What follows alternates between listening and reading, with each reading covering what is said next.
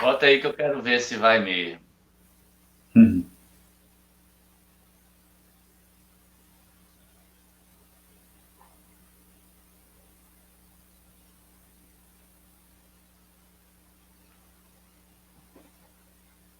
Bora ver se.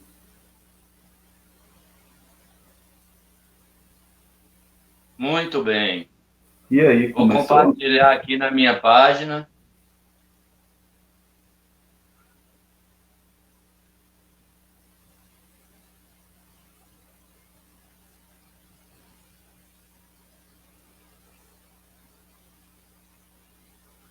Ok, Lu, já está aí no ar mesmo. Vamos ver quem vai Já, não chegar por é? aí.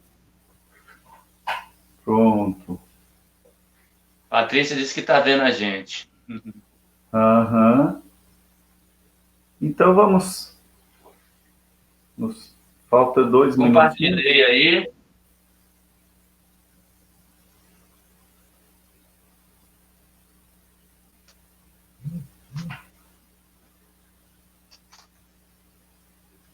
Tá na sua página também, né? Uhum.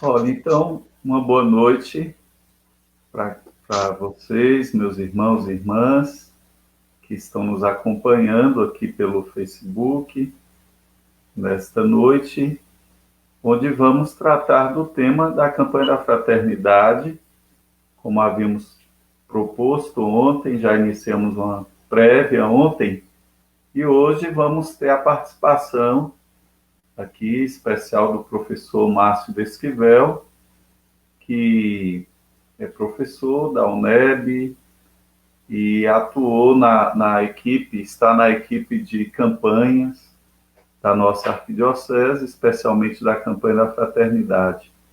Então, nós queremos acolher cada um dos irmãos que estão nos acompanhando agora pelo Face, Patrícia, a esposa de Márcio, Catarina, lá da Paróquia das Graças, Conceição, que está também nos acompanhando, o nosso irmão diácono Valdeli. Depois você me diz de qual diocese, meu querido. Também o nosso amigo irmão Léo, aqui da Catedral, Leandro, e outros irmãos que estão nos acompanhando. A proposta hoje é que a gente vá tratando do tema da campanha deste ano, de 2020, fazendo uma recordação, uma memória da proposta, do objetivo desta campanha, da fraternidade, e também daquilo que ela nos apresenta como um caminho, não é, a ser percorrido, não só no período quaresmal, mas durante todo o ano, né, e durante a vida em si. E então, vocês podem ir interagindo, mandando perguntas, comentários, de modo que assim a gente vai interagindo e Márcio vai trazendo, né, as propostas, a abordagem, a reflexão. Estou vendo que Vivalda chegou aqui também, está conosco, Maria Dolores, o nosso irmão Valdeli é da Arquidiocese de Londrina, no Paraná, e que bom que a gente está junto, vamos interagir, refletir, falar sobre a campanha. Daqui a pouco a gente volta dando mais um abraço, um alô para cada pessoa que vai entrando e participando com a gente. Conceição, que é aqui da paróquia de Nossa Senhora de Fátima, enfim. Então, a gente agradece a Márcio pela disponibilidade também pela a sua dedicação a essa campanha, mas ao trabalho que realizou e vem realizando em nossa igreja.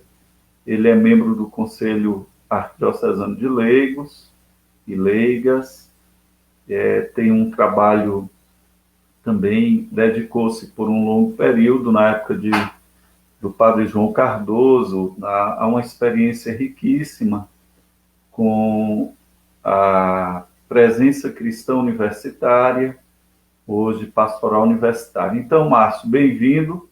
E agora você vai começando a abordagem do tema e a gente vai interagindo, trazendo os aspectos. A primeira é essa, né? O tema da campanha Fraternidade, Vida, Dom e Compromisso.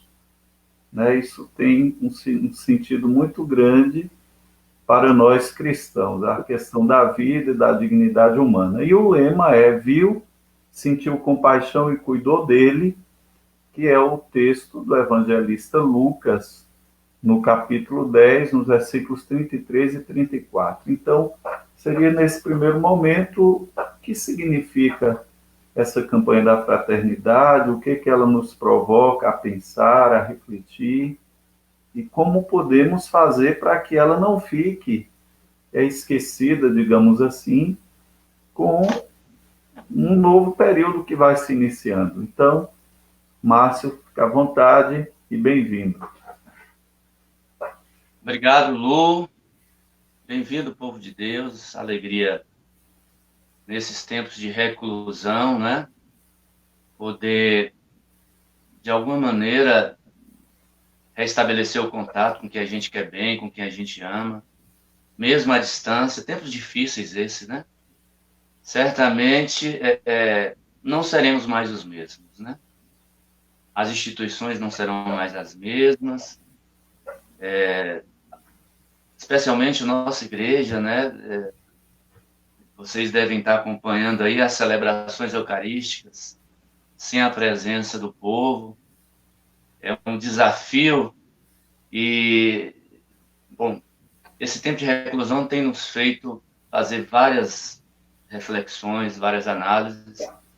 Eu acho que a campanha da Fraternidade 2020, que tem como tema, né, este cuidado com o outro, olhou, sentiu compaixão e cuidou dele, é muito apropriado para este momento em que a gente está vivendo. A gente vai ver que essa campanha da fraternidade ela é um chamamento para aquilo que a igreja tem de mais precioso, né? Eu acho que é o tesouro da igreja, o tesouro histórico da igreja, que é esse cuidado com a pessoa humana. Eu acho que essa é a maior vitória dessa campanha da fraternidade. E é interessante, já começando um pouco a conversa sobre, um abraço a todos aí, né, sobre a campanha da fraternidade, é que este ano a campanha da fraternidade, diferentemente dos anos anteriores, a ênfase não está no tema especificamente, né? O tema da campanha, vocês certamente não estão com um manual, com cartaz aí, está bem pequenininho no cartaz esse ano, né? Fraternidade, dom e compromisso. Tá? Uhum. Não está em destaque como nos anos anteriores. O que está em destaque este ano na campanha da fraternidade é o lema, que é: viu, sentiu compaixão e cuidou dele. O lema, como a gente sabe, é retirado do texto de Lucas, da parábola do bom samaritano. Então, uma primeira observação: a campanha da fraternidade deste ano quer colocar o foco na palavra de Deus. Este é um primeiro apontamento que a gente deve fazer. Uma outra coisa a respeito da campanha da fraternidade tem relação com a sua história, né? É interessante que, de uns tempos para cá, houve assim um pouco de... e aí a gente pode compartilhar isso, né? A campanha da fraternidade perdeu um pouco o seu protagonismo. Inclusive, alguns questionamentos sobre a força da campanha da fraternidade, no sentido de achar que a campanha da fraternidade era, assim, digamos, um desvirtuamento do tempo da quaresma, que deveria ser um tempo de oração, de introspecção, e a campanha da fraternidade, de alguma maneira, tiraria o foco da igreja neste tempo. Então, houve e ainda há, assim, um entendimento equivocado da campanha da fraternidade. E é bom lembrar, e aí a gente daqui a pouco pode abrir para as perguntas e compartilhar, que a história da campanha da fraternidade, que começa de 1964, né, no Rio Grande do Norte, ela uma das consequências do Concílio Vaticano II. Sim. Esse Concílio Vaticano II, que terminou em 1965, é interessante, porque o Concílio Vaticano II, na Europa, ele não teve a força que teve na América Latina. Primeiro com Medellín, na Colômbia, em 68, depois em 79, com Puebla. Estes dois eventos foram seminais a partir do Vaticano II, porque foi um convite para a igreja dialogar com o mundo, né? O Vaticano II é tão atual, né? Em 1965, a palavra-chave deste grande sopro do Espírito Santo na igreja, em italiano, é adorno, atualização, diálogo, conversa com o mundo. A igreja se colocava como peregrina com toda a humanidade. Isso era uma novidade imensa para a igreja da Europa. E a América Latina abraçou isso de forma extraordinária. E a campanha da fraternidade é um pouco isso, é resultado disso, né? Teve 3 momentos, brevemente a gente pode comentar. Um primeiro momento da campanha da fraternidade, em que a igreja volta-se para si mesma, pensando sobre a igreja, sobre a evangelização. Em um segundo momento, a igreja volta-se para os problemas do mundo. E em um terceiro momento, que é este que a gente vive até hoje, a igreja volta-se para os problemas do povo brasileiro. E houveram campanhas belíssimas que estão marcadas no coração do povo brasileiro. E muitas ações, né? Verdadeiros, assim, experiências da ressurreição de Jesus Cristo a partir das campanhas da fraternidade, que tratavam da questão, por exemplo, a título de exemplo, em 1988, 100 anos da abolição da escravatura, a campanha da fraternidade que tratava da reforma agrária, a campanha da fraternidade que tratava dos menores de rua, temas que às vezes eram recorrentes. O fato é, a igreja estava dialogando com a sociedade, caminhando junto. Então, a gente pode puxar na memória aí cantos que referem-se a essas campanhas, ações, a memória afetiva. Existem coisas da campanha da fraternidade que nos marcam profundamente. Não é? Então, a campanha da fraternidade no Brasil, ela tem uma contribuição efetiva para a evangelização da igreja neste território inteiro, né? Então, esta é uma primeira pontuamento, e a gente pode, né, você não pode lembrar aí alguma campanha, né, que marcou efetivamente. Eu estou com os dados aqui, vou lembrar alguns temas. Veja, eu gostaria de trazer presente essa colocação inicial que você faz, trazendo a ligação, a referência, né, entre campanha da fraternidade, o Concílio Vaticano II, recordando as figuras que foram marcantes, né, para a implementação do Vaticano II aqui no Brasil. E aí uma figura marcante que é Dom Helder Câmara, e que foi o interlocutor do diálogo, embora nos históricos, né, do concílio se diga que Dom Helder ele nunca fez uma fala nas aulas, né, conciliares ou nas assembleias, mas ele foi um grande articulador nos bastidores e, sobretudo, com essa perspectiva de um olhar para a situação da desigualdade social ou da pobreza, né, dos que estavam à margem no mundo.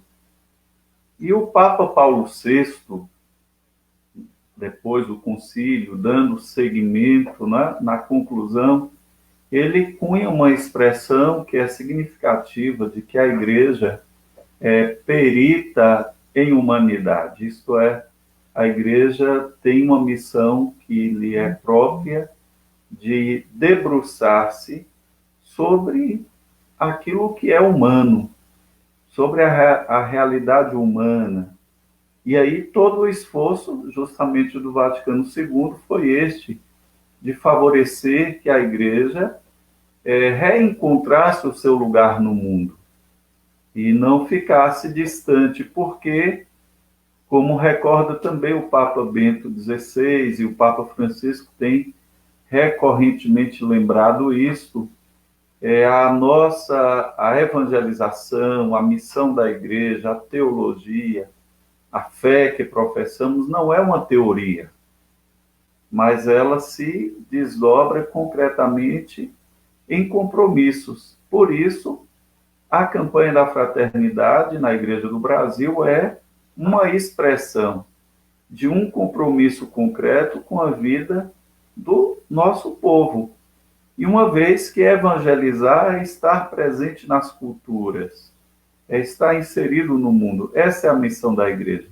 Então eu quero aproveitar esse momento para mandar aqui um abraço para Maria José, de Salvador, da Arquidiocese de Salvador, caminhou um período também junto com o Conselho de Leigos. Ela está dizendo que Gleude também está nos assistindo, está acompanhando, não é? Eu quero dar um abraço também aqui para a Rosana, que nos acompanha lá de São Paulo. Ela está lembrando aqui da realidade das pessoas em situação de rua, das pessoas que trabalham, tocar nesse assunto, não é, com enfermos, com doentes. O nosso amigo Alberto lembra que a figura do Papa João Paulo II, São João Paulo II, que durante no seu pontificado também enfatizou muitas vezes o valor e a dignidade da pessoa humana, chamando a atenção para a realidade aqui da América Latina, também sobre a perspectiva das desigualdades sociais. E é importante, então, situar, né? A campanha deste ano nos faz compreender, a partir da palavra de Deus, como você disse, essa realidade. Viu, sentiu compaixão e cuidou. 3 verbos aí que representam uma ação de Deus. Ver, cuidar e compadecer-se. Lembrando lá do Êxodo, né, que ele viu, ouviu, clamou e desceu para libertar. Isso é aquilo que o Papa Francisco também recorda, de que Deus não é indiferente à humanidade. Não há nada, recorda o Concílio Vaticano II, nada do que é humano é indiferente à Igreja. Então, também aqui o nosso abraço para a Sávia, da Pastoral Familiar da nossa Arquidiocese.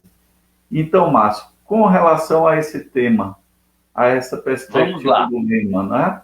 A parábola do bom samaritano. O que é mesmo que essa campanha vai provocar? É interessante notar, como eu frisei no início, que a campanha da fraternidade este ano, ela quis, então, colocar a palavra de Deus no centro. Não que nos outros anos não houvesse, né? Mas hoje, mais deliberadamente agora em 2020.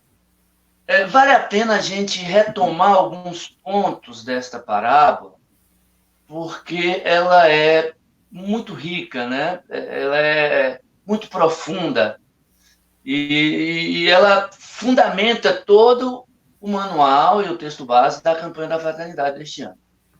Sim. Uma primeira observação é de que essas 3 dimensões do cuidado, elas,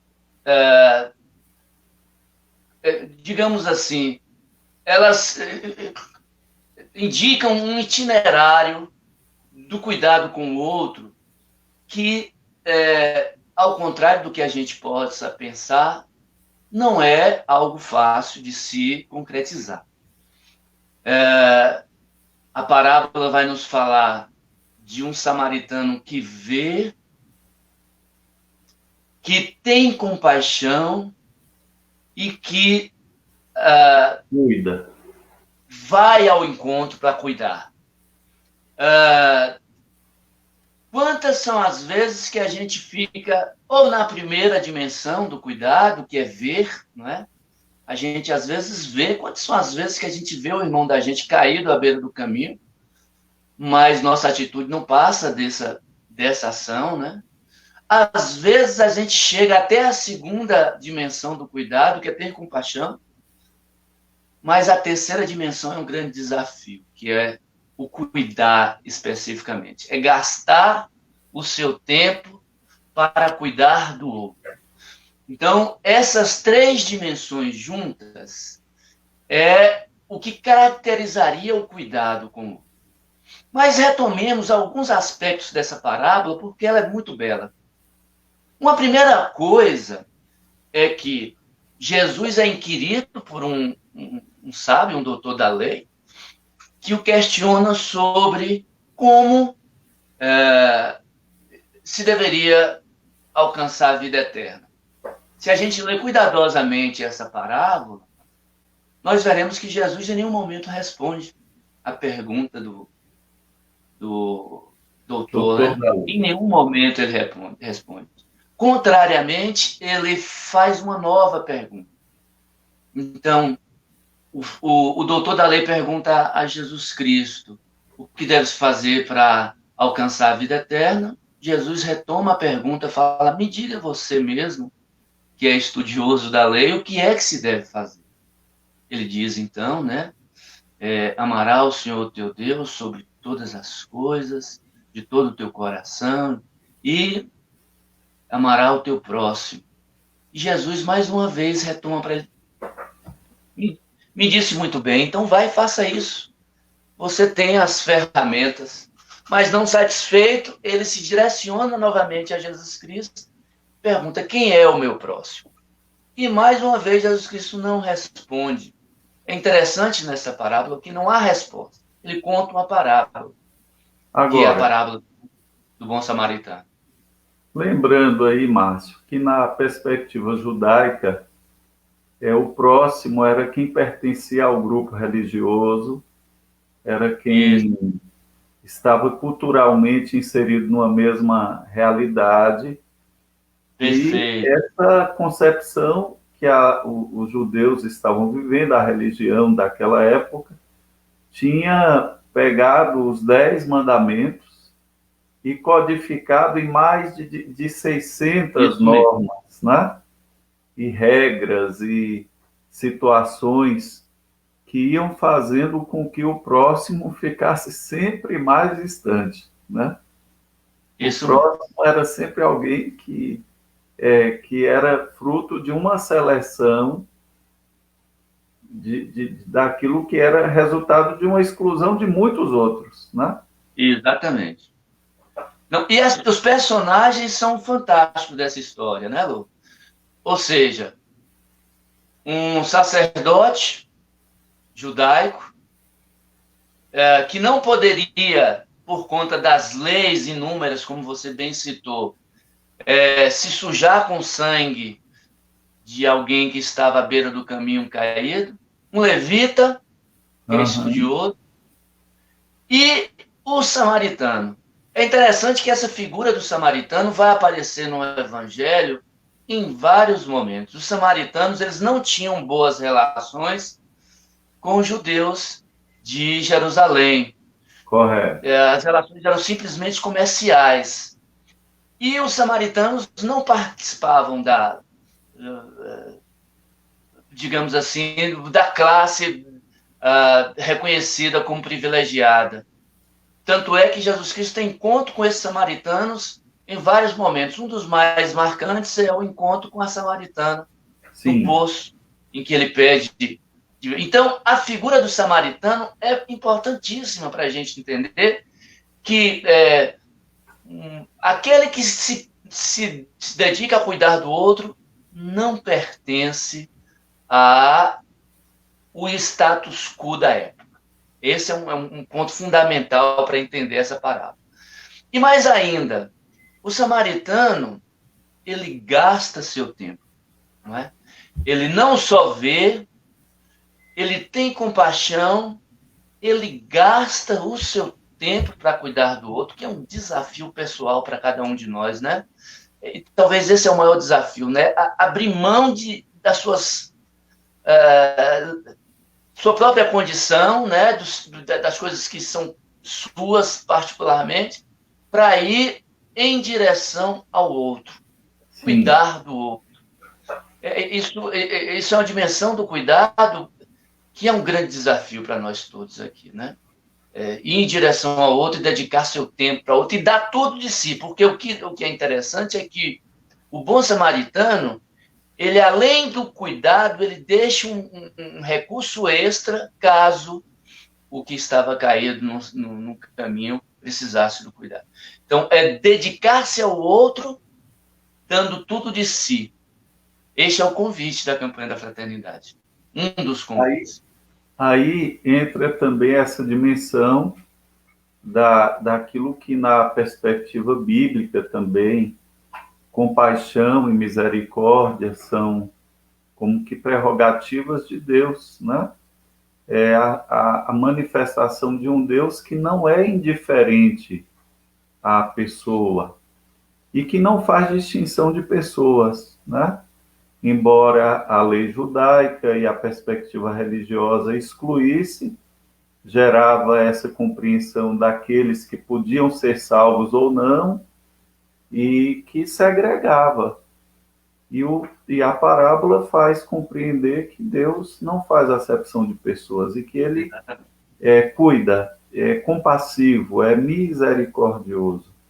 E a palavra misericórdia e compaixão, na perspectiva bíblica também, na tradução do hebraico, do grego, etc., vai falar de que é uma manifestação maternal, né? A força da misericórdia, ela vem das entranhas, né, de Deus, assim como das entranhas de uma mulher, de uma mãe. É de um Deus que não é indiferente. Por isso, penso que a campanha, as campanhas da fraternidade, elas sempre nos ajudam a voltar o olhar para a centralidade do Evangelho e daquilo que são as consequências, não é? Uma coisa de Jesus, né?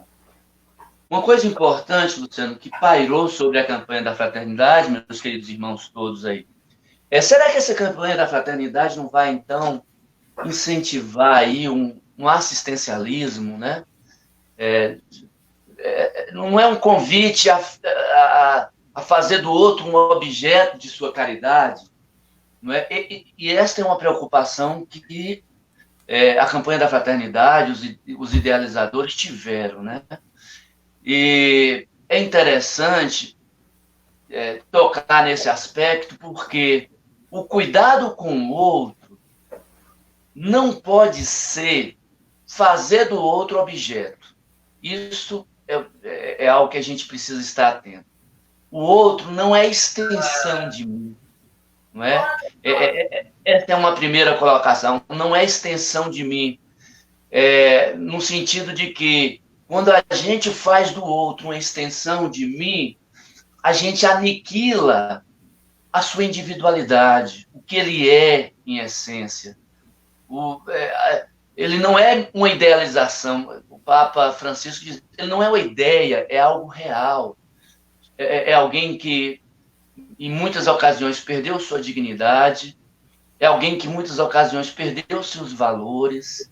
E quando a gente idealiza a figura do outro, do pobre, como aquele que quer, que precisa de minha caridade, porque eu sou aquele que vai lhe dar a caridade, a gente corre o risco de se frustrar, porque quando a gente se aproxima do outro, nas dores do outro, a gente vai perceber que ele não é o que a gente queria que ele fosse. E isso é um dado importante, né? O outro não é objeto da minha caridade. Ele é totalmente outro. Ele tem história. E é muito interessante ouvir os relatos, né, das pessoas que lidam com pessoas em situação de perca de dignidade, né? Uma experiência que eu tive, e sempre conto isso, foi com a experiência de Henrique, em Salvador, né, que cuida dos Henrique moradores de Peregrino. rua, né, da Casa da Santíssima Trindade, né? Ele vive a mística do peregrino, que, segundo a mística do peregrino, você deve viver com aqueles que estão na rua da maneira que eles vivem de fato. Não ter dinheiro, não ter casa, não ter... Tudo que você recebe é aquilo que lhe dá. Então, ele experimenta o outro naquilo que o outro é, sem idealização. E ele conta uma história rapidamente, para mim não me delongar, de que ele... eu fiz uma pergunta para ele de como é que ele mudava a vida das pessoas, uma vez que ele só acolhia e tal, né? Às vezes a gente tem essa ideia de que a gente precisa mudar a vida das pessoas. Papa Francisco diz assim, olha, a gente é profissional em planejar. A gente sempre quer um plano para mudar a história, mas, na verdade, a gente precisa de pequenas ações, né? E ele dizia isso, né? Olha, eu dou a essas pessoas o que eu tenho de melhor, que é o cuidado, que é o meu amor por elas. Só uma E talvez observação. esse seja o encaminhamento. Não, só para situar, o Henrique Peregrino, ele é um consagrado, um monge, e lá em Salvador, o cardeal, o arcebispo, na época do cardeal Dom Geraldo Magela e Dom Murilo, o atual arcebispo, confiou a ele uma igreja que estava abandonada e fechada, não é isso? Exatamente. E o que ele fez com essa igreja? Bom, vou situar então a história do Henrique. Eu não queria contar toda, mas é interessante. Mas um pouco mais breve, a gente dá o segundo passo já. Muito bem. O Henrique, ele tem sua história, tem sua família, tem um terceiro grau, tinha uma vida estável, mas ele decidiu sair do seu lugar de conforto para viver a experiência do pobre, no que ele é. E ele vivia como peregrino durante alguns anos de sua vida em alguns lugares do país. Chegando em Salvador, ele constatou a realidade de um número imenso de moradores de rua, que é uma realidade do nosso país trágica. Uma parte, por exemplo, de São Paulo, cidade que eu morei nos últimos 4 anos, tem 25 mil moradores de rua. O que é 25 mil moradores de rua? São 25 mil pessoas que acordam de manhã, não tem um banheiro para ir, não tem uma pia para lavar o rosto, lavar as mãos, não tem um quarto, porque não conhece a realidade, esse modelo de família que a gente conhece. E Salvador tem um grande número de moradores de rua. A gente daqui a pouco vai tocar um pouco sobre isso. Esses moradores de rua hoje são o maior perigo para a questão do coronavírus, né? São aqueles que estão na linha de frente, não é? A gente vai tratar um pouco sobre isso e ver como a realidade desses moradores de rua é crítica e caótica. Mas voltando ao Henrique, então o Henrique, chegando em Salvador, ele notou, e ele é devoto da Santíssima Trindade, notou que Salvador tinha um grande número de moradores de rua, então havia uma igreja abandonada, que era a igreja da Santíssima Trindade, ele solicitou o bispo deu esta igreja, e hoje ele acolhe os moradores de rua, né? A igreja não fecha, é interessante isso. E no meio da igreja tem uma grande mesa, em que ele serve almoço, almoça, janta e toma café de manhã com esses moradores de rua. Lá neste espaço também tem uma oficina para trabalhos manuais, uma oficina para coleta seletiva. É uma maneira de dar dignidade para essas pessoas. Então, o Henrique vive com essas pessoas. Eu perguntei para ele, mas Henrique, como é que é viver, por exemplo, com alguém que é dependente químico? São vários moradores de rua que são dependentes químicos, né? E ele me contou uma história interessante e falou, olha, uma vez chegou uma menina lá pedindo para ficar na casa, né, na igreja. E enquanto ela saiu para beber água, eu vi na bolsa que ela carregava um cachimbo de crack. Bom, eu fingi que não vi o Henrique me contando. Uhum. Porque se eu olho para o cachimbo de crack que ela estava na bolsa, eu ia ver o que há de pior nela.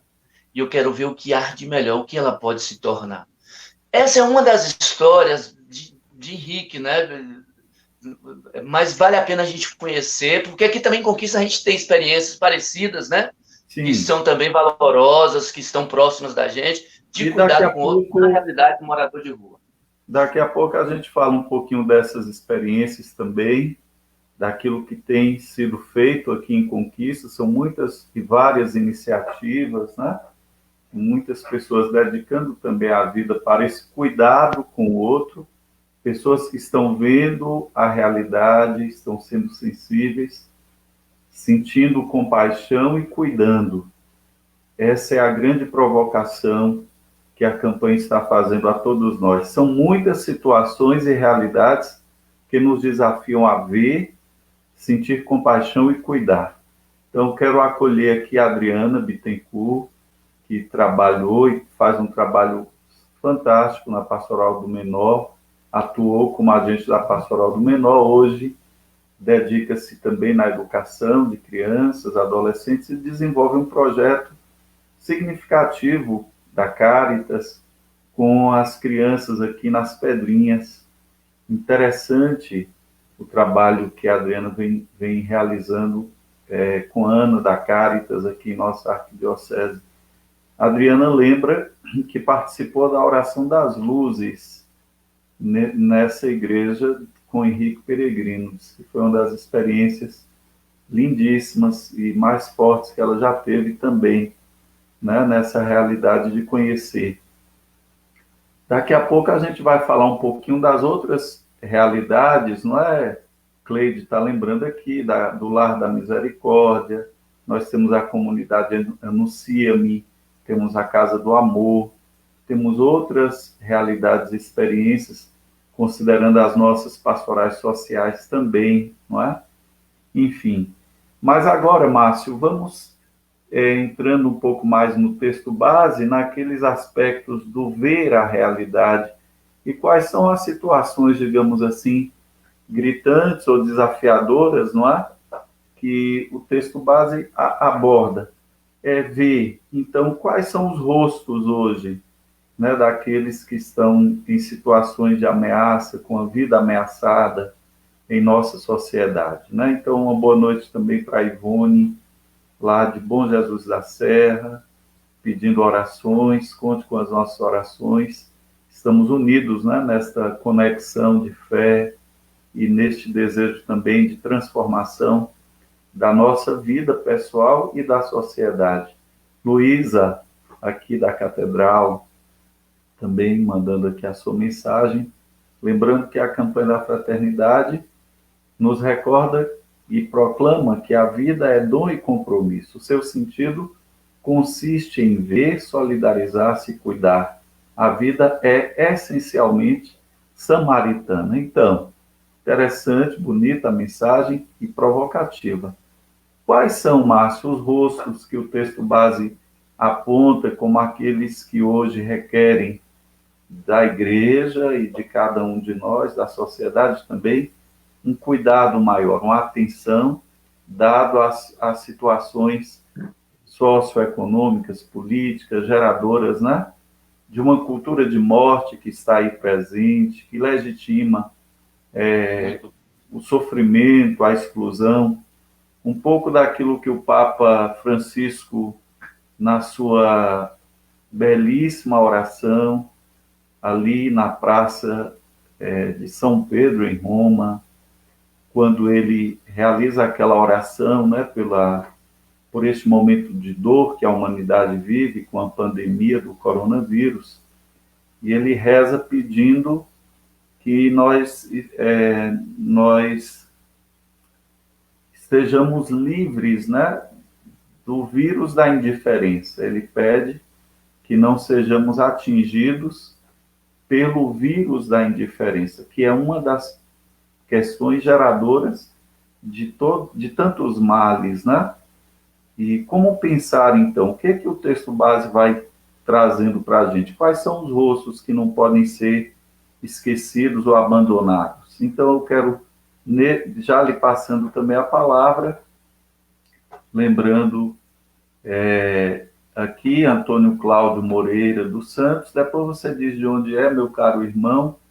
Ele lembra aqui: cuidado para que o outro não se torne objeto de minha selfie. Eu tenho recebido aqui no WhatsApp também aquelas mensagens, alguns cards de pessoas que fazendo a crítica, né, de quem vai dar uma cesta básica ou promover algo pelo outro e tirar selfie para mostrar que está fazendo alguma coisa. É um perigo, é um desafio também, né? E o Evangelho lembra que a tua mão esquerda não veja o que a tua direita está fazendo. Mas é preciso propagar aquilo que é bom, o bem precisa ser propagado, sim, mas sem cair nesse risco aqui de que o outro não seja objeto, sim, da nossa selfie. O nosso abraço ao nosso irmão Ricardo Marques, que está também aqui nos acompanhando. Ele parabeniza, né, pelo diálogo, é bastante enriquecedor, e Tauá está aqui também conosco. Ah, rapaz, Antônio Carlos Moreira dos Santos, Márcio, é Tauá. Eu não ia, né, que a gente acostuma, né, com o apelido, mas então, bem-vindo, meu querido. Vamos, essa experiência vai desencadear outras, né? Márcio lembrava que esse período de pandemia tem nos levado a usar a criatividade, a buscar esses canais, né, das redes sociais como um espaço de diálogo, interação. Com certeza, outros momentos virão para que nós possamos manter, né, essa reflexão. Vamos aprendendo juntos. Um abraço também a Ricardo Amorim, que foi coroinha também na Catedral, no nosso tempo, filho de Dona Dete. Gente boa. Bem-vindos. Então, Márcio, voltando aqui para os rostos, né? Ou para as situações que o texto base elenca como sendo os desafios urgentes de um olhar atencioso da nossa comunidade de fé, que celebra, que professa a fé, mas que também precisa traduzir isso em compromisso. Então, Gleude está aqui dando um abraço para nós, lembrando que essa ação que nós estamos iniciando, desse diálogo, a alegra bastante, pois ela entende que a campanha da fraternidade vai muito além do período quaresmal e diz: é no agir da CF que acontece a Páscoa do Senhor. Então, como viver, como olhar para a realidade e ver os rostos daqueles que hoje nos desafiam e nos convidam a um cuidado. Os samaritanos, nós precisamos ser, e essas pessoas necessitam ser vistas como pessoa e não como objeto da nossa caridade, como foi lembrado também aqui. Pois muito bem. Bom, uma das maneiras, meus irmãos, da gente fugir do assistencialismo é problematizar as realidades de descaso com o outro, né? Problematizar significa buscar as causas. E isso é importante porque quando a gente busca as causas, a gente vai compreender que não é um mero acaso, né? A realidade de desigualdade social do nosso país, que é a grande causadora da maioria dos males que nos afeta, ela tem um passado, né? E isso é importante lembrar. Especialmente o passado escravagista que nosso país vive. O Brasil foi um dos últimos países na América Latina a abolir a escravidão. Somente em 1888, quando já não existia em quase nenhum outro país. E a abolição da escravatura em nosso país, longe de significar a liberdade, significou a propagação da escravidão, porque os negros eles não eram aceitos socialmente, moravam nos guetos, não tinha um trabalho, não tinha escola. Está aí as raízes de muitas das favelas, está aí as razões de que hoje a maioria dos mortos por assassinato, por arma de fogo, mortos violentos, são negros e pobres. O escravo no Brasil, a escravidão no Brasil foi tão violenta que a expectativa de vida de um escravo em nosso país era menor de todos os outros. Para vocês terem ideia, no Brasil, um negro ele tinha expectativa de vida de 25 anos de idade. Menor do que a dos Estados Unidos, que era de 35 anos de idade.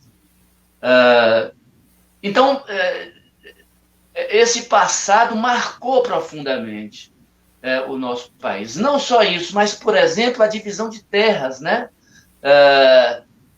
A concentração de terras no nosso país é a grande marca que fez com que os grandes latifúndios hoje sejam a prioridade das políticas governamentais, ao invés do cuidado com a dimensão da agricultura familiar. O investimento nos latifúndios, na produção da monocultura, é bem maior do que da agricultura familiar, quando, na verdade, 80% do que chega nas nossas mesas vem da agricultura familiar. Quando eu estava morando fora no país, estudando, o meu orientador me fez uma pergunta que, para mim, foi muito interessante. Ele perguntou assim, no teu país lá, Márcio, está tendo guerra civil? Pô, eu achei estranho, né, ele me fazer essa pergunta. Eu falei, não, que isso, no meu país, guerra civil? Como assim? Não, no país tem muita carnaval, futebol, e tem pobreza, evidentemente, mas guerra civil, não. Tá? Aí ele me mostrou um dado, mas me explica esse dado aqui, de 65 mil mortes violentas por ano. 65 mil mortes.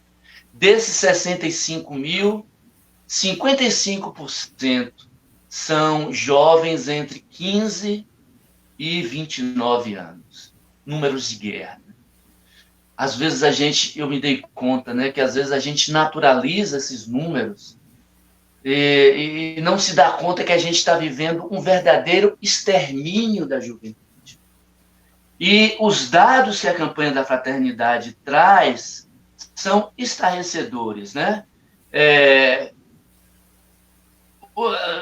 interessante que a maioria dessas mortes violentas são de negros e pobres que residem na periferia de nosso país.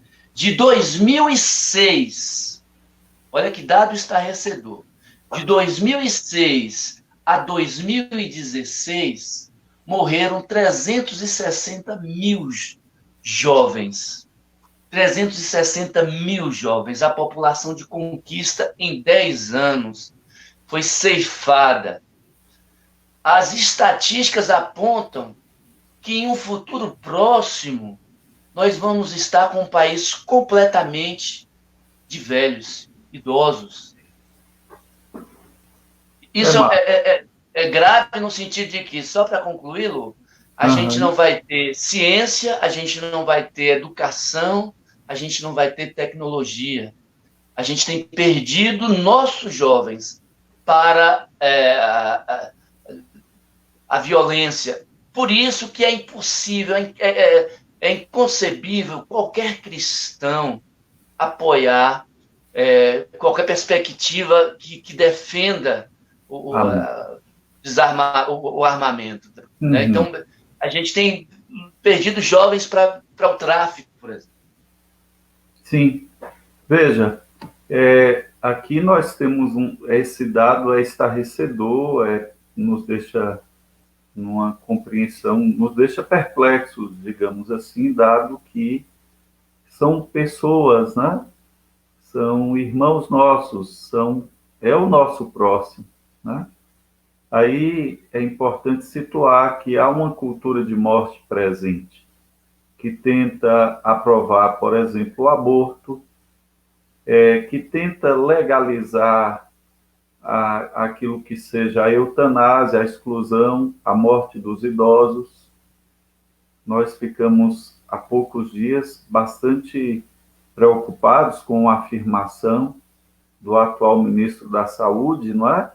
Em relação a essa doença da Covid-19, dizendo que a prioridade seriam os jovens e que os idosos possivelmente então poderiam morrer, né? Então nós temos uma situação de legitimação de uma cultura de morte. O aborto, o extermínio juvenil, a exclusão de idosos, e é importante frisar que no Brasil o índice, a taxa de natalidade está se reduzindo e a população vai tendo mais tempo de vida, a vida se prolonga, então a tendência é ter um grande número de idosos. Quero dar só um abraço rápido, lembrando aqui que está nos acompanhando o Padre Bebeto, da paróquia de Nossa Senhora de Guadalupe, e que faz um trabalho belíssimo nessa região aqui de nossa cidade, uma paróquia grande, que pega uma grande área também periférica, de situações, né, de sofrimento, pessoas de jovens, de extermínio juvenil, quantas situações ali de violência.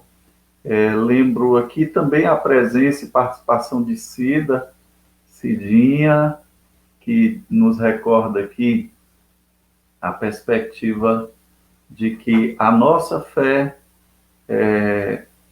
seja tocada pelo outro que está caído à beira do caminho. Meirinha, aqui da Catedral, Merian, também está acompanhando a nossa conversa, o nosso bate-papo, recorda aqui da necessidade do cuidado e lembra que estamos vivendo um período muito perigoso, onde muitos oportunistas se aproveitam das necessidades alheias em busca de visibilidade. É necessário uma intervenção social mais eficaz. Aí entra talvez o nosso maior desafio enquanto cristãos, como conhecedores da palavra de Deus. Catarina nos recorda que a campanha veio para nos recordar, veio para lembrar que devemos sempre ajudar os nossos irmãos através da oração e também da caridade. Um problema grave que a Adriana lembra aqui é que existe uma mentalidade daqueles que querem pedir a redução da maioridade penal, né? Que é um grande conflito em nossa sociedade brasileira, aqueles que querem pedir que se reduza a maioridade para que, assim, tantos adolescentes possam ir para a cadeia ao invés de ir para a escola, né?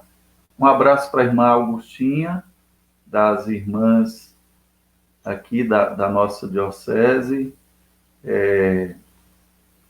está em Poções atualmente, não é? Faz um trabalho belíssimo, né, na nossa diocese, no trabalho missionário. Marcelo, que é do Conselho de Leigos, Marcelo lá de Poções, manda um abraço também, está acompanhando a reflexão. Priscila, que também é da paróquia de Guadalupe, que faz um trabalho belíssimo também naquela paróquia, acompanhando a nossa reflexão. A irmã Augustinha, né, das Medianeiras da Paz, da congregação da irmã Joana. Então, Márcio, veja que o nosso tempo já está quase se encerrando, é muita coisa, né? Mas de que modo esse olhar para a realidade, para ver esses rostos e situações, quem são os que estão caídos hoje? Você lembrou aí dos negros, a população que historicamente vem de uma história de exclusão, de concentração de riquezas, de concentração da terra, da violência que está aí institucionalmente também legitimada, mas há outros gritos que o texto base aborda e lembra que precisam do nosso olhar e do nosso cuidado, relativo à juventude, relativo à pessoa idosa, à família. O que é importante recordar aí também? Bem, eu gostaria, Luz, de já atualizar um pouco as discussões do texto base, Sim. Também já colocando aí num contexto dessa pandemia que a gente tem vivido, né? Então, por exemplo, você dizia aí sobre a redução da idade Penal. A penal, maioridade. né? Bom, as políticas do nosso país têm sido políticas de encarceramento, né? E já existem estudos, a campanha da fraternidade mesmo traz um dos estudos de um prêmio Nobel de economia, o nome dele é James Hickman, que ele aponta que não adianta investir em política de encarceramento. Todo este dinheiro poderia, com estudos comprovados, se fossem investidos na educação, especialmente do 0 aos 6 anos, na primeira infância, seria muito mais eficaz o combate à violência. E, contrariamente, o nosso país aplica em política de encarceramento. E, relativamente à política de encarceramento, é uma outra realidade duríssima de nosso país. As cadeias, os estudos do IPEA mostram que estão, em sua maioria, com 50% a mais de sua capacidade de aprisionados. E isso é uma preocupação nos dias de hoje com a pandemia do coronavírus, né? Uma vez um preso que se quer ser contaminado, vai haver um verdadeiro genocídio de presos nos presídios de nosso país. Todos superlotados, sem nenhuma condição de higiene, né? É interessante, tem uns dados que dizem, de acordo com os dados divulgados, 81% das celas de nosso país não possuem nenhum tipo de possibilidade de higiene, né? 48% dos presídios não possuem farmácia, 90% não tem serviço de atendimento médico. Imagine o que vai acontecer se um vírus chega a uma realidade como essa. E as políticas que estão sendo tomadas é a de evitar, por exemplo, a visita dos familiares, né? Quando, na maioria das vezes, eram os familiares que levavam sabonete, que levava uma roupa limpa. Bom, enfim. Então, mais uma vez, não se pensa neste que está ali em situação de desigualdade, né? Ô, Márcio, de vulnerabilidade, exatamente. Veja, a gente as políticas estão bom. Só um aspecto. Vamos pontuando aqui que depois a gente volta a essa questão atual. Continuando a temática em outras lives. Muito bem, querido. E vamos tratar da pastoral carcerária, que desenvolve um trabalho significativo aqui em nossa arquidiocese também, né? Eu queria só lembrar aqui que a CNBB enviou para o Supremo Tribunal Federal uma nota oficial reiterando que a fé cristã se compromete de modo inerredável, ou seja, não abre mão na defesa da vida em todas as suas etapas, desde a fecundação até o seu fim natural, e que por isso mesmo a nota que a CNBB envia para o STF, pois está em discussão lá a aprovação do aborto, é uma nota lançada contra um projeto que há de legalização e descriminalização do aborto em vista daqueles fetos que foram infectados pelo Zika vírus. As crianças anacéfalas também, né? Então, a CNBB reitera a sua posição de compromisso com a vida, né, desde a sua gestação até o seu fim natural. E essa é uma posição da Igreja, a defesa da vida em todas as suas etapas. E, é claro, o Papa Francisco recorda, na sua exortação sobre a santidade, de que não basta só nos sensibilizar com os nascituros ou com o feto que está ameaçado e não ser e ser indiferente à vida de pessoas que estão com a vida ameaçada, que estão em situação de exclusão. E aí, então, a fé cristã amplia os horizontes, né? É preciso um olhar para todas as situações. A defesa da vida do feto, mas a defesa da vida do encarcerado, do morador de rua, do jovem que está na periferia, vítima de tantas outras tragédias, né, em nossa sociedade. E aí, Márcio, para ir concluindo, né, chegamos a 1 hora de live. Tem muita coisa, né? A gente não dá para tratar tudo. É bom que fique à vontade de fazermos outra. Mas uma outra dimensão do cuidado que a campanha da fraternidade nos traz, e que nessas minhas andanças aí pelas paróquias, pelas comunidades, eu também tive a possibilidade de experimentar e de conhecer esta realidade.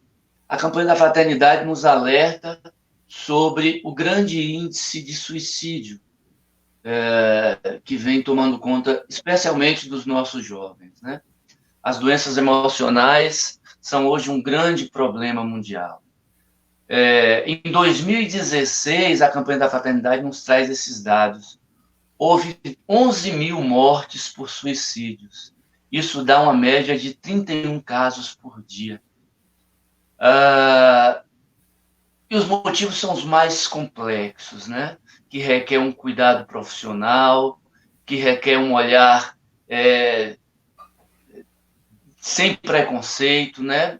Infelizmente, as religiões, durante muito tempo, ajudaram pouco no cuidado com a pessoa com problemas emocionais. Muitas denominações religiosas atribuíam os problemas emocionais a causas demoníacas, né? E, de fato, não é. A gente sabe que não é. São vários os fatores. E a gente, às vezes, pensa que isso está longe da gente, né? Mas está mais próximo do que a gente imagina.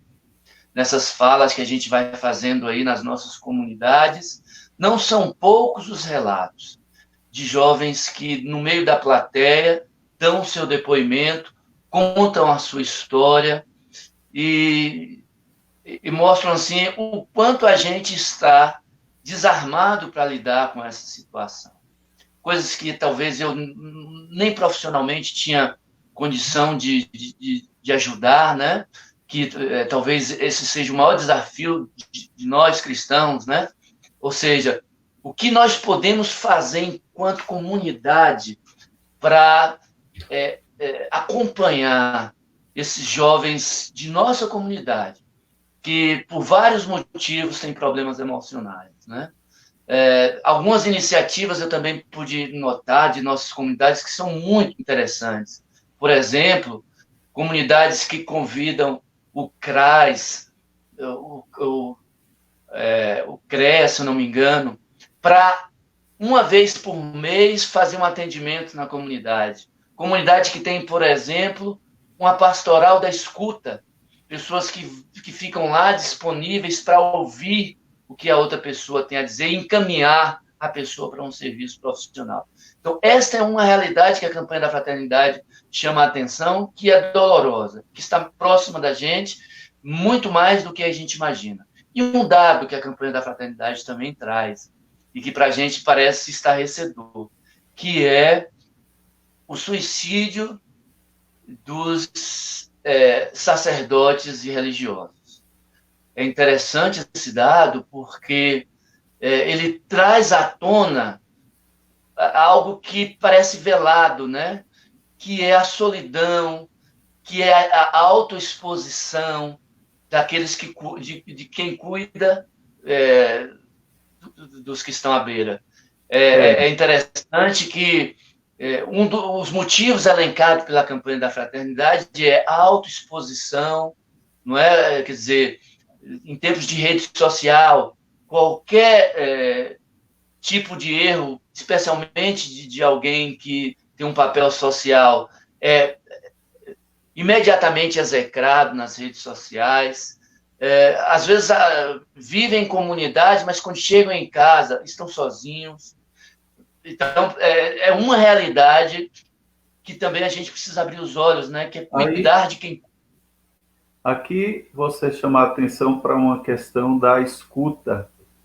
É preciso favorecer que os nossos espaços, os nossos serviços eclesiais, grupos, pastorais, movimentos, as comunidades sejam um lugar de acolhida e escuta. E muitas vezes nós caímos no ativismo, fazemos muitos encontros, reuniões, fazemos atividades que envolvem as pessoas, mas poucas vezes temos tempo para essa escuta. E, de fato, é necessário buscar com mais cuidado e atenção essa dimensão da escuta. Eu estava, outro dia, fui a um culto ecumênico e com o pastor Davi Boa Sorte, ele é da Assembleia de Deus, e ele me disse que está fazendo um mestrado nessa área da psicologia, ele é psicólogo, e justamente porque também ele lembrava o índice, né, de suicídios entre pastores também, né, aumentou. Para dizer que é um aspecto relevante que o texto base chama a atenção, que é uma questão, um fenômeno que assusta, né, em nossa sociedade, dado que atinge um número grande de pessoas, né? Tauá está abordando aqui que em 2012 morreram vítimas de violência no mundo cerca de 600 mil pessoas. E nesse mesmo ano morreram de suicídio no mundo cerca de 800 mil pessoas. E ele recorda que este é um dado, né, de um historiador, Yuval Harari, né? Ele aborda e traz esse dado. Sueli, aqui da Catedral, fala que precisamos refletir sobre a importância de sermos ativos e sensíveis na proposta da campanha da fraternidade deste ano. O diácono Valdeli, lá de Londrina, nos recorda aqui que precisamos abrir os nossos olhos para ver as necessidades dos nossos irmãos e irmãs, sobretudo dos pobres e marginalizados. E Cida recorda dos vulneráveis, que estão vulneráveis a um vírus, que vem demonstrando, e aí, de fato, essa pandemia veio acentuar, especialmente no Brasil, que nós estamos num país altamente desigual, né? E muitos podem se assegurar e se resguardar em suas casas, enquanto tantos não têm casas. Precisam sair em busca de auxílios emergenciais. E os que não conhecem nem mesmo o que é o vírus, né? São pessoas que também estão desinformadas. São realidades, né, que nós vamos trazendo aqui, vamos abordando. Nós vamos retornar com uma nova live, né, na quinta-feira, para dar continuidade, acredito, a essa temática, e vamos contar também com a participação do padre Paulo Adolfo, que é o coordenador, o secretário executivo do Cefep, o Centro de Fé e Política, do Helder Câmara, que é um organismo da CNBB. E aí vamos continuando, né, essa abordagem e reflexão. Creio que tenha sido significativa, tenha nos ajudado e reanimado a retomar, inclusive, né, o texto base. Passamos já pela quaresma, sim, vivendo esse tempo bastante desafiador e novo, né, com essa pandemia, com toda essa dimensão do isolamento social, que é o caminho hoje apontado, né, pela Organização Mundial de Saúde, para que possamos vencer, né, o pico do vírus que ainda está por vir, né, aqui na nossa região. Não é isso, Márcio? Sem dúvida, né? Bom, são muitos os temas, especificamente relativos aí a aqueles que precisam de cuidado nesse tempo de coronavírus, né? Eu acho que a gente pode, em uma segunda live, pensar um pouquinho sobre o cuidado específico, de que maneira a gente pode dar nossa contribuição para esta realidade que se apresenta, especialmente para os mais pobres, né? Os que vivem nas favelas, aqueles que precisam, que diariamente precisam da subsistência. Então, a gente tem uma realidade aí que o índice, por exemplo, de violência doméstica que cresceu com o confinamento, né? Quais alternativas, enquanto cristãos, a gente pode estar apresentando, que atuação a gente pode estar tendo nessa direção, né? Como a gente pode inventar criativamente atitudes afirmativas para lidar com essas realidades todas. Então, em tempos de confinamento e de pandemia, eu acho que mais ainda somos conclamados a fazer presente a ressurreição do Cristo, né? Nós somos chamados a fazer isso. De fato, o tempo passa rápido, já estamos aí em mais de uma hora de live, e agradeço aí os que estiveram conosco, né? Diante de tantas lives que estão tendo aí, né? Certamente, às vezes até mais divertidas que a nossa, né? Bom, mas obrigado pela contribuição, todos que estão aí, muitos dos que eu conheço, que eu não conheço também, obrigado. Vamos juntos, continuarmos firmes aí, que agora nós estamos vivendo a Páscoa do Senhor, né? Momento de esperança. Sim, é aquilo que o Papa recorda, né, da espiritualidade pascal, que deve reacender em nós essa esperança de uma teimosia em cuidar, né, da vida, cuidar do outro e favorecer que, de fato, nós possamos crescer na corrente da solidariedade. Né? São João Paulo II já lembrava que é preciso favorecer a globalização, né, da solidariedade, a globalização do amor. É claro que esses instrumentos nos ajudam a ir pensando alternativas e nos provocam também a não cair na tentação de ficar na nossa zona de conforto, né? Há um tempo de distanciamento social em que as comunidades não estão se reunindo em assembleia litúrgica, mas estão reunidas como comunidade, né? Como diz o próprio Jesus, onde 2 ou 3 estiverem reunidos em meu nome, eu estarei no meio deles. A igreja continua reunida em cada casa, em cada família, a igreja doméstica, e os leigos, os cristãos não batizados, não podem se esquecer deste aspecto, que o batismo é a grande consagração a Deus, que nos torna povo sacerdotal, sacerdotes, profetas e reis. A comunidade dos batizados é uma comunidade eucarística, eucaristizada, pois quando reunimos-nos ao redor da palavra de Deus, é o próprio Jesus que nos fala. A palavra é também Eucaristia e alimento nesse momento. Então, a palavra nos interpela a pensar ações em vista do cuidado com o outro. E que vocês possam também nos mandar mensagens via WhatsApp ou mesmo aqui pelo Facebook, com sugestões, né, de novos temas.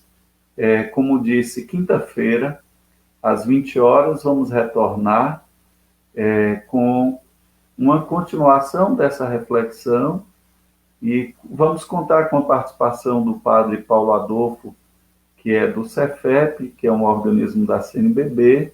Estaremos eu, ele e Márcio, e mais à frente vamos pensando outras rodas, né, de conversa como essa, que a gente chamou hoje um bate-papo, uma roda de conversa sobre a campanha, para dizer que ela continua muito viva e atual, né? E é preciso que nós continuemos dando passos adiante. Foi muito bom poder nos encontrar essa noite, embora tenha sido, ainda esteja sendo para nós uma novidade lidar com essas ferramentas, né? Com esses instrumentos da comunicação, das redes sociais, mas acreditamos que vamos dando passos ainda para aperfeiçoar. E vamos procurar convidar sempre outras pessoas que possam entrar nesse debate, nessa reflexão, trazendo sempre muito presente a doutrina social da Igreja, trazendo sempre muito presente os ensinamentos do magistério do Papa Francisco. Vamos voltar com futuras lives falando da Evangelii Gaudium, que são temas muito vivos, atuais, não é? Para a nossa reflexão. Márcio vai dar mais um alôzinho aí, um abraço, e a gente pode concluir. Muito bem. Com a oraçãozinha breve depois. Eu só quero deixar, então, como fala final, um textozinho da Evangelii Gaudium, que nos anima nesse tempo de quarentena, nesse tempo de confinamento. Papa Francisco nos diz: a ressurreição de Cristo produz por toda parte rebentos de um mundo novo. E ainda que os cortem, voltam a despontar. Porque a ressurreição do Senhor já penetrou na trama oculta dessa história. Porque Jesus não ressuscitou em vão. Então, permaneçamos firmes na Páscoa do Senhor e a gente vai, com certeza, sair desses desafios que estão sendo postos para a nossa humanidade e para a gente enquanto pessoa humana. Então, a gente agradece a você, Márcio, pela disponibilidade e por essa parceria que vai se prolongar. Nós vamos continuando, né, esse momento aqui de partilha e reflexão com outros temas também, com outros convidados, para que a gente possa aprofundar. Mesmo passado esse tempo da pandemia, eu acredito que a gente vai poder continuar aproveitando e explorando bem melhor essas redes sociais que estavam até um pouco deixadas de lado, né? E que, iluminados pelo ressuscitado, nós continuemos a nossa missão no dia a dia. É tempo de renovar a esperança, de não nos desesperar, de não nos deixar paralisar, mas de reassumir o entusiasmo da nossa fé, do nosso batismo. Então vamos pedir à Mãe de Jesus e Nossa Mãe que nos acompanhe em nossa caminhada, pedindo que ela nos abençoe, proteja a cada um de nós, a cada um dos que nos acompanhou, a todas as pessoas, especialmente os que estão em situação de maior vulnerabilidade, e que possamos vencer este tempo desafiador com esta ousadia da fé e a criatividade que nos impulsiona para tornar o Evangelho uma verdade. Um abraço a todos. Não foi possível ler todas as mensagens. Eu vi que Girlande está aqui, manda um abraço. A cada um, né, dos que participaram, Gessi e tantos outros, que Deus abençoe a todos. Então, Ave Maria, cheia de graça, o Senhor é convosco. Bendita sois vós entre as mulheres, e bendito é o fruto do vosso ventre, Jesus. Santa Maria, Mãe de Deus, rogai por nós, pecadores, agora e na hora de nossa morte. Amém. Então, que desça sobre nós a bênção do Deus da vida e da esperança, Ele que é Pai, Filho e Espírito Santo. Amém. Então, uma boa noite, um abraço. Nosso próximo encontro, quinta-feira, às 20 horas, com a nossa participação e com o convidado especial que vai nos ajudar ainda a concluir, digamos assim, essa primeira reflexão sobre a campanha da Fraternidade 2020. Uma boa noite, fiquem com Deus.